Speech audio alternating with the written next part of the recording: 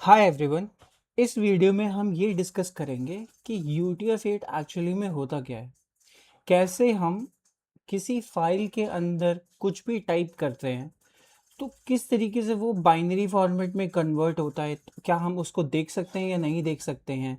और कैसे वो कंप्यूटर हमारे बाइनरी डिजिट्स को रीड आउट करके ऑपरेशन परफॉर्म करता है, वो चीज़ हम प्रैक्टिकल करके देखेंगे।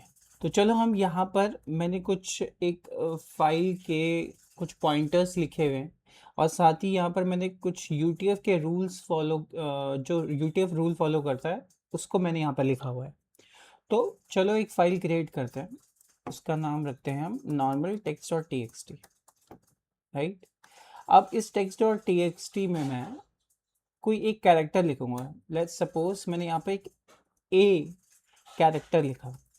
अब अगर मैं यहाँ पर एक कमांड टाइप करूं जो कि है xxt और उस फाइल का नाम, तो ये पर्टिकुलर कमांड क्या करती है, जो भी मेरे फाइल गिवन फाइल का कंटेंट है उसको हेक्साडेसिमल फॉर्मेट में कन्वर्ट करके हमें देती है।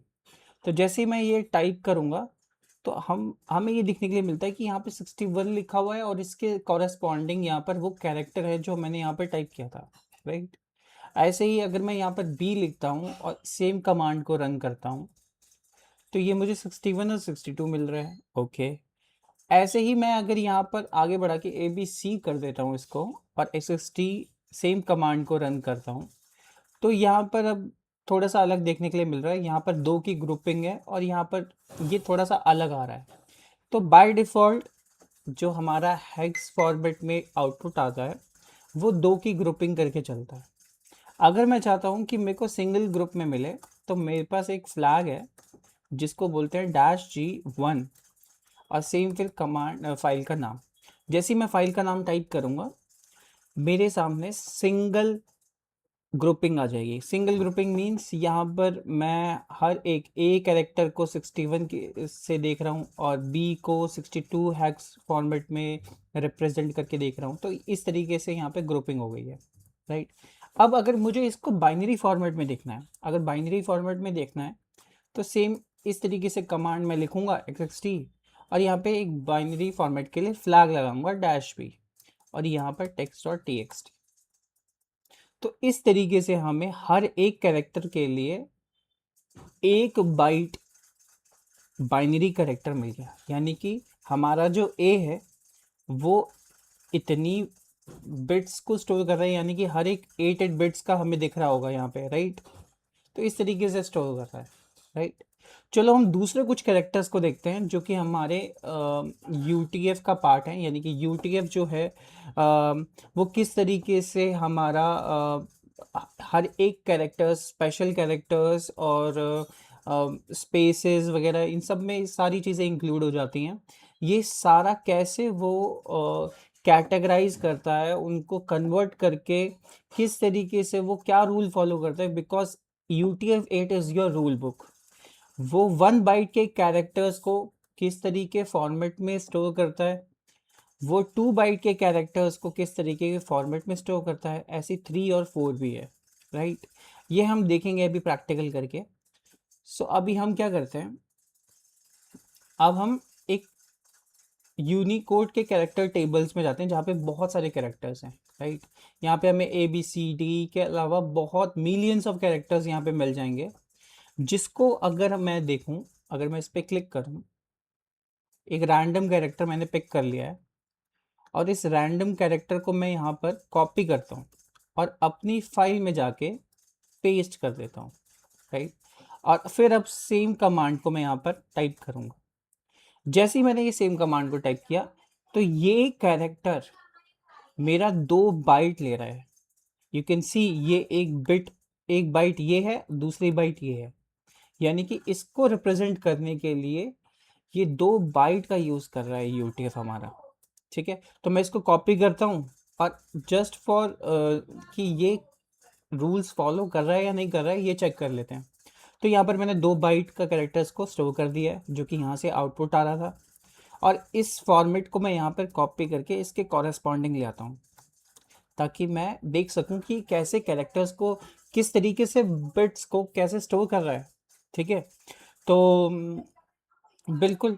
अब जैसे मैंने यहाँ पर इसको कॉपी किया था यहाँ से, तो इसके साइड यहाँ पर एक हेक्स कोड वैल्यू आ रही है 0184।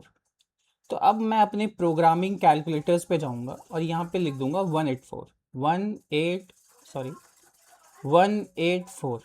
तो जैसे मैंने ये लिखा, मेरे पास चार वैल्यूज आ जाएंगी। एक हेक्स वैल्यू भी आ जाएगी, डेसिमल फॉर्मेट में भी आ जाएगी, ऑक्टेबल फॉर्मेट में भी आ जाएगी, और बाइनरी फॉर्मेट में भी हमारे पास इसका आउटपुट आ जाएगा। अब मैं इसको कॉपी कर सकता हूँ यहाँ से, तो मैं इसको उठाता हूँ और अपने एडिटर पे जाके पेस्ट करता हूँ, राइट। तो यहाँ पर हमें 00 दिख रहा होगा, और यहाँ पे स्पेस कितना है, 6 कैरेक्टर्स का स्पेस है, और इधर कितना स्पेस है, इधर 5 कैरेक्टर का स्पेस है। यानी कि मैं इसमें 11 बिट स्टोर कर सकता हूँ, 6 + 5 क्योंकि 11 होता है, राइट। तो अब क्या करते हैं, 1 2 3 4 5 6 इन कैरेक्टर्स को लेते हैं, राइट, और यहाँ पे पेस्ट कर देते हैं, राइट। अब ये वाला रिजेंबल कर रहा होगा इसको, राइट। अब मैं जैसे ये उठाऊंगा, तो ये तो 1 2 3 4 5 6, ये तो 6 नंबर की बिट्स आ गई, और हमें यहाँ पे 5 स्टोर करनी है। लेकिन हम अगर देखें तो यहाँ पर जो राइट मोस्ट पे बिट है वो 0 बिट है। तो 0 बिट क्या करती है, इसको हम नेग्लेजिबल मान सकते हैं। तो ये नेग्लेक्ट कर देगी, जो हमारा UTF-8 है वो इसको नेग्लेक्ट कर देगा, और इसको सिर्फ और सिर्फ जहाँ तक यूज़ कर सकता है। वैसे तो इन सारी जीरो को वो नेग्लेक्ट कर देता है, ठीक है, इन सबको वो नेग्लेक्ट कर देगा, और यहाँ पे इसको पुट कर देगा ऐसे 1 2 3 ऐसे।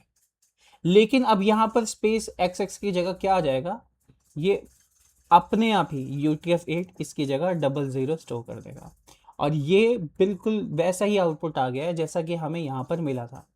तो UTF-8 इस तरीके से कैटेगराइज पैटर्न वाइज क्रिएट करती है हम जो भी कैरेक्टर्स हमारे टेक्स्ट के अंदर लिखते हैं उसको। और इस पर्टिकुलर कमांड से, ये जो मेरी XXD कमांड है, इसके थ्रू हम उस कैरेक्टर को हम किस तरीके से बिट में पैटर्न में स्टोर कर रहे हैं वो देख सकते हैं। जैसे कि -B करके अगर मैं सिंपल से कमांड यहाँ पे लिखूँ तो ये इस तरीके से रिप्रेजेंट करेगा। अगर मैं कोई और कैरेक्टर लिखूँ यहाँ पे, लेट्स सपोज मैं यहाँ पर चल के एक दूसरा कैरेक्टर लेता हूँ, और एक और एग्जांपल हम देख सकते हैं। थोड़ा ऊपर चलते हैं, यहाँ पर हमें जैसे 1 2 3 4 का दिख रहा है, राइट। अब मैं यहाँ पर 0 का ले सकता हूँ, एक सिंपल एग्जांपल लेते हैं 0 का, राइट। तो ये 0 जो है, अगर मैं यहाँ पे चल के इसको टाइप करूँ और यहाँ से ये हटा दूँ, राइट, और यहाँ 0030 है, और अगर मैं यहाँ पर सेम कमांड अब टाइप करूँगा तो ये इस फॉर्मेट में, यानी कि हमारे 1 बाइट के कैरेक्टर स्पेस को ये ले रहा है। और UTF-8 के रूल बुक के हिसाब से 1 बाइट का कैरेक्टर जो है वो स्टार्टिंग में जो 0 है उसको एज अ प्लेस होल्डर लेगा। 2 बाइट के कैरेक्टर में जो पहली बिट होती है उसमें 110 का प्लेस होल्डर लेता है, और बाकी में हम अपनी डिजिट को, बिट्स को रख सकते हैं। और ऐसे ही दूसरे स्पेस में, दूसरे हमारे स्पेस में हम 10 को रख सकते हैं। 3 बाइट के कैरेक्टर्स में हम पहले बाइट में सिर्फ 4 कैरेक्टर्स, 4 बिट्स को रख सकते हैं। ऐसे ही यहाँ पे हम 6 बिट को रख सकते हैं, और इधर भी हम 6 बिट को रख सकते हैं। तो इस तरीके से यहाँ पर इस पैटर्न को UTF-8 फॉलो करता है, और जो भी कैरेक्टर का हेक्स कोड है उसके कॉरस्पॉन्डिंग जो भी हमारी बाइनरी डिजिट आ रही है उसको इस फॉर्मेट में रख देता है। तो इस तरीके से UTF-8 काम कर रहा है इन डेप्थ में। So that's all for this video. अब नेक्स्ट हम बफर्स के बारे में पढ़ेंगे, तो see you in the next video.